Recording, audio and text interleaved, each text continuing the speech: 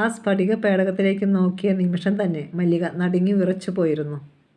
ധൈര്യം അവലംബിച്ചുകൊണ്ട് അകറ്റാൻ ശ്രമിച്ച ഭീതിയുടെ സൂചിമുനകളെല്ലാം ശക്തിയായി വന്ന് മനസ്സിൽ തറച്ച അനുഭവമായിരുന്നു മല്ലികയ്ക്ക്. തല കറങ്ങുന്നത് പോലെയും മുറിയിലെ ഉപകരണങ്ങളും വികൃത ശിശുക്കളും തൻ്റെ ചുറ്റും ചലിക്കുന്നത് പോലെയും അവൾക്ക് തോന്നി. എന്നിട്ടും അവൾ നിയന്ത്രിക്കാൻ ശ്രമിച്ചു. എന്തു തന്നെയായാലും ഡോക്ടർ സമീപത്തുണ്ടെന്ന ചിന്ത അവൾക്ക് ധൈര്യം നൽകി. ഒരുപക്ഷെ തൻ്റെ കണ്ണുകൾ തന്നെ വഞ്ചിച്ചതായിരിക്കുമോ? അത് തൻ്റെ ഒരു തോന്നലായി കൂടുന്നുണ്ടോ? താൻ ഇന്നലെ കണ്ട മനുഷ്യനെങ്ങനെ ശവമായി ഡോക്ടറുടെ ലാബിൽ വരും? അസാധ്യം. അവൾ നഷ്ടപ്പെട്ട ധൈര്യം സംഭരിച്ചുകൊണ്ട് ആ സ്ഫടിക പേടകത്തിനുള്ളിലേക്ക് ഒന്നുകൂടി നോക്കി. പേടകത്തിനുള്ളിൽ നീണ്ടു നിവർന്നു കിടന്ന ആ മനുഷ്യൻ്റെ കഴുത്തുവരെ ഒരു വെളുത്ത തുണി കൊണ്ട് മൂടിയിരുന്നു. അടഞ്ഞ കണ്ണുകൾ, വികൃതമായ ചുണ്ടുകൾ, നീണ്ട മുടി ചിതറിക്കിടക്കുന്നു.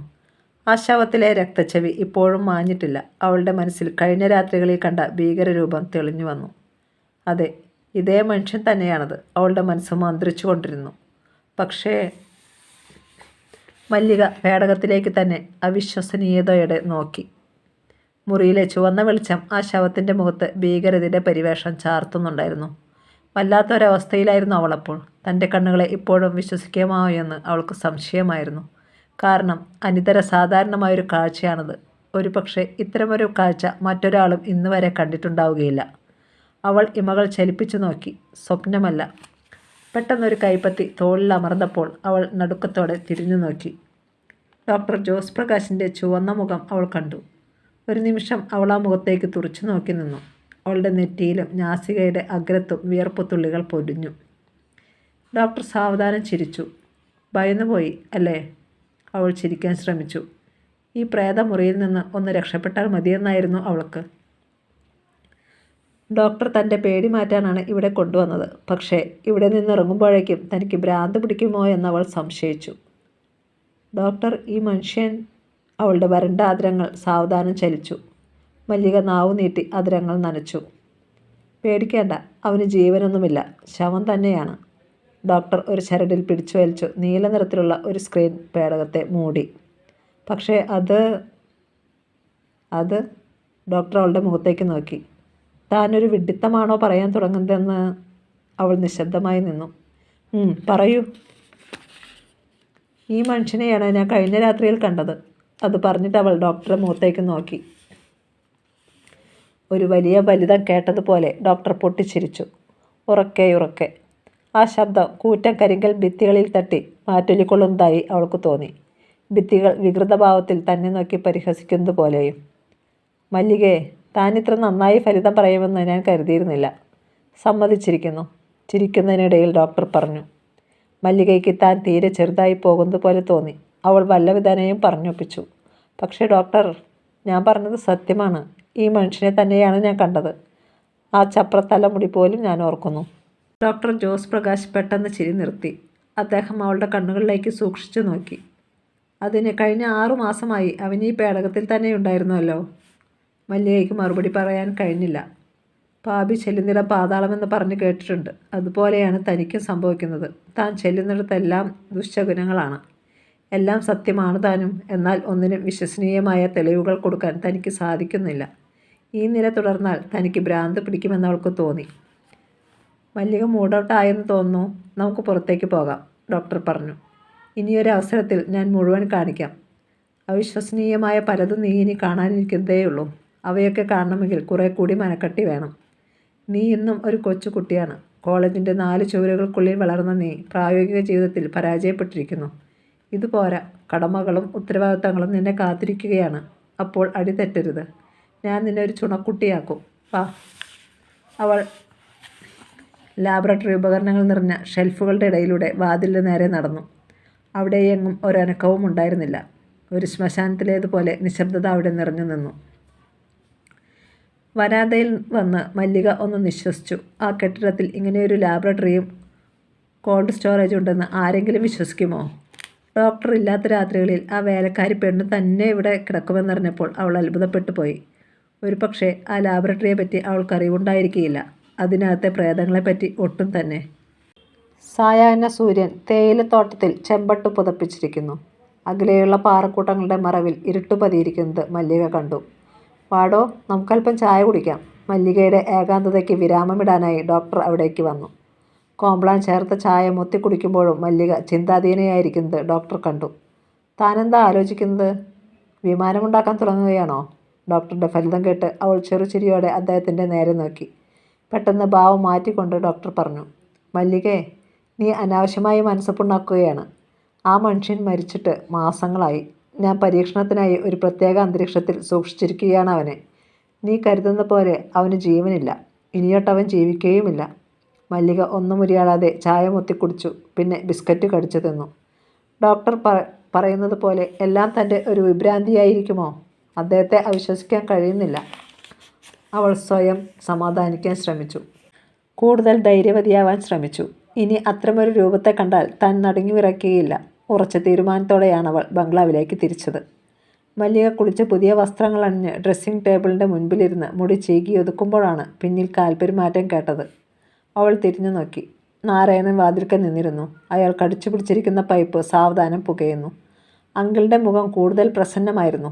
അപൂർവമായി മാത്രമേ അങ്കിൾ തൻ്റെ മുറിയിൽ വരാറുള്ളൂവല്ലോ, അവൾ ഓർത്തു. അങ്കിൾ. അവൾ മുടി രണ്ടായി പിന്നിക്കൊണ്ട് എഴുന്നേറ്റു. മോളോട് അങ്കിൾ ഒരു പ്രത്യേക കാര്യം പറയാനാണ് വന്നത്. അയാൾ പൈപ്പ് അധരങ്ങൾക്കിടയിൽ നിന്നെടുത്ത് പുക സാവധാനം ഊതി പറപ്പിച്ചുകൊണ്ട് പറഞ്ഞു. അതിനെന്തിനാണെങ്കിൽ ഈ മുഖവരയൊക്കെ? അവൾ ചിരിച്ചു. എന്നാലും അങ്കിൾ എന്താണ് പറയാൻ തുടങ്ങുന്നതെന്ന് അവൾക്ക് ഉത്കണ്ഠയുണ്ടായിരുന്നു. മോളുടെ ജീവിതത്തിലെ ഏറ്റവും പ്രധാനപ്പെട്ട ഒരു കാര്യമാണ്. എനിക്ക് പ്രായമായി മോളെ. ഞാൻ പഴയതുപോലൊന്നുമല്ല. എനിക്ക് എന്നെ തന്നെ വിശ്വാസയോഗ്യമായ ആരുമില്ല. അതുകൊണ്ട് മല്ലിക അങ്കിളിൻ്റെ മുഖത്തേക്ക് നോക്കി. അവളുടെ ഉത്കണ്ഠ കൂടുതൽ ദൃഢമാക്കുകയാണ് ചെയ്തത്. അങ്കിൾ എന്താണ് പറഞ്ഞു വരുന്നത്? എന്തിനാണ് ഇത്രയും ആമുഖം? നമ്മുടെ അടുത്തുള്ള ക്യൂൻ മേരി എസ്റ്റേറ്റ് നീ അറിയില്ലേ? ഇപ്പോഴതിൻ്റെ ഉടമസ്ഥൻ ബാലൻ കെ എന്ന ആളാണ്. അദ്ദേഹത്തിൻ്റെ മകനാണ് മധു. ഒരു പക്ഷേ നീ അറിയുമായിരിക്കും. നിൻ്റെ കോളേജിൽ തന്നെയാണ് മധു പഠിച്ചത്. നല്ലൊരു സ്പോർട്സ്മാനാണ്. നല്ല ചെറുപ്പക്കാരൻ. നാരായണൻ ഒരു നിമിഷം നിർത്തി. ഞാൻ പറഞ്ഞു വരുന്നത് നിൻ്റെ വിവാഹ കാര്യത്തെ പറ്റിയാണ്. മല്ലിക ഒന്നും പറഞ്ഞില്ല. അവൾ സാവധാനം ചിരിക്കാൻ ശ്രമിച്ചു. നല്ലൊരു ബന്ധമാണെന്ന് എനിക്ക് തോന്നി. മധുവിനെപ്പറ്റി ഞാൻ അന്വേഷിച്ചു. സ്വഭാവ ഗുണമുള്ള പയ്യനാണ്. ഇനി തീരുമാനിക്കേണ്ടത് നീയാണ്. നിൻ്റെ സ്വാതന്ത്ര്യത്തിൽ ഞാൻ കൈക്കടത്തുന്നില്ല. നാളെ വൈകുന്നേരം ചിലപ്പോൾ അവൻ വന്നേക്കും. ഞാൻ വിളിച്ചിട്ടുണ്ടായിരുന്നു. നിങ്ങൾക്ക് പരിചയമില്ലെങ്കിൽ അതിനും സാധിക്കുമല്ലോ. മല്ലികയുടെ പ്രതികരണത്തിന് കാത്തു നിൽക്കാതെ നാരായണൻ പുറത്തേക്ക് പോയി. അപ്പോഴവളുടെ ചിന്ത അങ്കിളിനെ പറ്റിയായിരുന്നു. അദ്ദേഹം ഒരു അത്ഭുത പ്രതിഭാസമാണെന്ന് അവൾക്ക് തോന്നി. ദുരൂഹതകളുള്ള ഒരു മനുഷ്യൻ. അത്താഴ സമയത്ത് അവൾ കൂടുതൽ സന്തോഷവതിയായിരുന്നു. രാത്രിയിൽ അവൾ വളരെ നേരം വിസിറ്റിംഗ് റൂമിലിരുന്ന് അങ്കിളിനോടൊപ്പം തമാശകൾ പറയുകയും പൊട്ടിച്ചിരിക്കുകയും ചെയ്തു. പപ്പുവും അവരോടൊപ്പം ഉണ്ടായിരുന്നു. മല്ലികയിൽ മാറ്റങ്ങൾ വന്നു തുടങ്ങിയിരിക്കുന്നു, നാരായണൻ സന്തോഷത്തോടെ ഓർത്തു.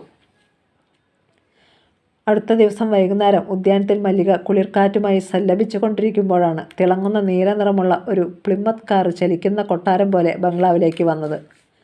ശബ്ദം കേട്ട് മല്ലിക തിരിഞ്ഞു നോക്കുമ്പോൾ ഗേറ്റ് കടന്ന് കാർ സാവധാനം മുറ്റത്തേക്ക് വരികയായിരുന്നു. മണൽ വിരിച്ച മുറ്റത്ത് അത് ഞരങ്ങി നിന്നു. മുൻവശത്ത് കാണാത്തതുകൊണ്ടാവണം അതിൻ്റെ പിയാനോയിൽ നിന്ന് പുറപ്പെടുന്നത് പോലെയുള്ള ഹോറൺ മുഴങ്ങിയത്.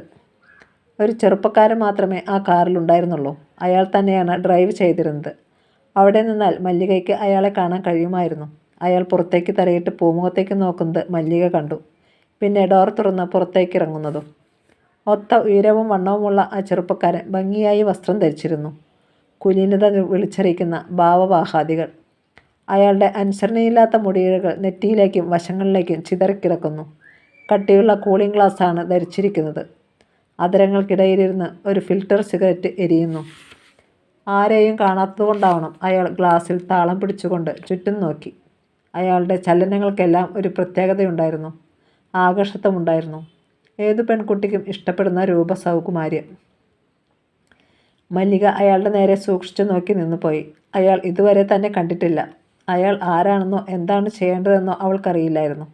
പെട്ടെന്നാണ് അങ്കിൾ കഴിഞ്ഞ രാത്രിയിൽ പറഞ്ഞത് അവളുടെ മനോമുകുരത്തിൽ അങ്കുരിച്ചത്.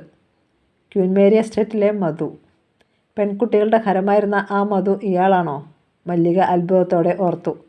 മല്ലിക കോളേജിൽ വെച്ച് 1-2 വട്ടം അയാളെ കണ്ടിട്ടുണ്ടായിരുന്നെങ്കിലും ശ്രദ്ധിച്ചിട്ടുണ്ടായിരുന്നില്ല. പ്രേമത്തിലൊന്നും അവൾക്ക് വലിയ വിശ്വാസമുണ്ടായിരുന്നില്ല. ഒഴിവ് കിട്ടുന്ന സമയമത്രയും കൂട്ടുകാരികളുമായി ഉല്ലസിച്ച് നടക്കുന്നതിലാണ് അവൾ ആനന്ദം കണ്ടെത്തിയിരുന്നത്. മല്ലിക ഡാലിയ ചെടികൾക്കിടയിലൂടെ അവിടേക്ക് നടന്നു. പൂക്കളുടെ സുഗന്ധമുള്ള ഒരു കാറ്റ് അവളെ തഴുകി കടന്നുപോയി. മല്ലിക മുറ്റത്തെത്തുന്നതിന് മുൻപ് തന്നെ നാരായണൻ ഇറങ്ങി വന്നു. Hello my boy, come on. എന്താണ് ഇവിടെ നിന്ന് കളഞ്ഞത്? വന്നിട്ട് അധിക നേരമായോ? നാരായണൻ അയാളുടെ കൈപിടിച്ച് കുലുക്കിക്കൊണ്ട് സന്തോഷത്തോടെ ചോദിച്ചു. ഹേയ്, ഞാനിപ്പോൾ വന്നതേയുള്ളൂ. അയാൾ സാവധാനം ചിരിച്ചു. പിന്നെ കൂളിംഗ് ഗ്ലാസ് എടുത്ത് പോക്കറ്റിൽ വെച്ചു. അവർ പൂമുഖത്തേക്ക് കയറാൻ തുടങ്ങുമ്പോഴാണ് മല്ലിക അവിടെ എത്തിയത്. അവളുടെ കയ്യിൽ ഒരു പൂച്ചെണ്ടും ഉണ്ടായിരുന്നു. ആ, മോളെത്തിയോ? മോളെ, ഇതാണ് ഞാൻ പറഞ്ഞ മധു. നാരായണൻ അവരെ പരിചയപ്പെടുത്തി. ഇത് മല്ലിക. മധു ആ പെൺകുട്ടിയുടെ നേരെ നോക്കി. അപ്പോൾ അവൾ അയാളെ തന്നെ സൂക്ഷിച്ചു നോക്കുകയായിരുന്നു. ആ കണ്ണുകൾ 2 സൂര്യന്മാരെ പോലെ ജ്വലിക്കുന്നത് അയാൾ കണ്ടു. അതിൻ്റെ അപരിമയമായ കാന്തവലയത്തിൽപ്പെട്ട് താൻ ആടി ഉലയുന്നത് പോലെയും നഖശിതാന്തം കോരി തരിക്കുന്നത് പോലെയും മധുവിന് തോന്നി. ഹലോ, അയാൾ പുഞ്ചിരിച്ചുകൊണ്ട് കൈക്കൂപ്പി. അവൾ ലജ്ജയിൽ പൊതിഞ്ഞ ഒരു നറുപുഞ്ചിരി സമ്മാനിച്ചുകൊണ്ട് സാവധാനം കൈക്കൂപ്പി. പിന്നെ ഒമാർ ഖയ്യാമിൻ്റെ ഈരടി പോലെ മനോഹരമായി ചെമ്പവിഴാതരങ്ങൾ ചലിപ്പിച്ച് പതുക്കെ മന്ത്രിച്ചു. ഹലോ. മധു അവളെ തന്നെ അത്ഭുതത്തോടെ സൂക്ഷിച്ചു നോക്കി. വെളുത്ത വെൽസും പൂക്കളുള്ള മഞ്ഞ ഷർട്ടും അവൾക്ക് നന്നായി യോജിക്കുന്നുണ്ടായിരുന്നു. സ്വർണ്ണ നിറത്തിൽ നേർത്ത് അവളുടെ മുടിയിഴകളെ സായാഹ്നമാരുതൻ ഇളക്കിയുലച്ചു. അതിൽ നിന്നുയർന്ന സൗരഭ്യം അയാളെ ഉന്മത്തനാക്കി. വിശ്വസൗന്ദര്യം മുഴുവൻ അവളുടെ അംഗങ്ങളിൽ സൃഷ്ടികർത്താവ് ചാലിച്ചു ചേർത്തിരിക്കുകയാണോ എന്ന് സംശയിച്ചു. വരൂ, നമുക്കകത്തിരിക്കാം. നാരായണൻ്റെ ശബ്ദം കേട്ട് ഒരു കുറ്റബോധത്തോടെ മധു കണ്ണുകൾ പിൻവലിച്ചു. വിസിറ്റിംഗ് റൂമിലെ സെറ്റിയിൽ അവർ ഇരുന്നു. മല്ലിക പൂച്ചെണ്ട് ഉണ്ണികൃഷ്ണൻ്റെ പ്രതിമയ്ക്ക് മുൻപിൽ വെച്ചതിന് ശേഷം തിരിച്ചു വന്ന് അങ്കിളുടെ ചാരത്തിരുന്നു. നർമ്മരസം കലർത്തി സംസാരിക്കാൻ ഒരു പ്രത്യേക കഴിവ് തന്നെയുണ്ട് മധുവിന്. മധുവും അങ്കിളുമാണ് കൂടുതലും സംസാരിച്ചത്. മല്ലിക ഒരു കേൾവിക്കാരിയായി ഇരുന്നു. കാപ്പി കുടിച്ചു കഴിഞ്ഞ് അവർ വളരെ നേരം സംസാരിച്ചിരുന്നു. സന്ധ്യ മയങ്ങിയപ്പോഴാണ് മധു യാത്രയായത്. കാറിൽ കയറുന്നതിന് മുൻപ് അങ്കിൾ അറിയാതെ സ്വകാര്യമായി മല്ലികയ്ക്ക് ഒരു പുഞ്ചിരി സമ്മാനിക്കാനും അയാൾ മറന്നില്ല. ഉറങ്ങാൻ കിടന്നപ്പോൾ മധുവിൻ്റെ മുഖം മല്ലികയുടെ മനസ്സിൽ തെളിഞ്ഞു വന്നു. അയാളൊരു ജെന്റിൽമാൻ തന്നെ. അവൾക്ക് തോന്നി. താൻ ഈ ബംഗ്ലാവിൻ്റെ ചുമരുകൾക്കുള്ളിൽ കഴിഞ്ഞാൽ മാത്രം പോരാ, ആളുകളുമായി ബന്ധപ്പെടണം. അപ്പോൾ തൻ്റെ ഭയമെല്ലാം തനിയെ മാറും. അടുത്ത ദിവസം സായാഹ്നത്തിൽ ഡോക്ടറെ കാണാൻ പോയാൽ എന്താണെന്ന് മല്ലികയ്ക്ക് തോന്നി. അവൾ ഡ്രസ് ചെയ്ത് പുറത്തേക്കിറങ്ങാൻ തുടങ്ങുമ്പോഴാണ് അങ്കിളുടെ മുറിയിൽ നിന്നും ടെലിഫോൺ ശബ്ദിച്ചത്. അങ്കിൾ അപ്പോഴവിടെ ഉണ്ടായിരുന്നില്ല. യെസ്, ഇത് ഡ്രീംലാൻഡ് എസ്റ്റേറ്റ് ബംഗ്ലാവാണ്. Good evening. ഞാൻ രാംദാസ്. മറുവശത്തു നിന്നും ഒരു ശബ്ദം അവൾ കേട്ടു. പരുക്കൻ ശബ്ദം. ക്ഷമിക്കണം മിസ്റ്റർ നാരായണൻ, എനിക്ക് നിങ്ങളെ വീണ്ടും സന്ധിക്കേണ്ടിയിരിക്കുന്നു.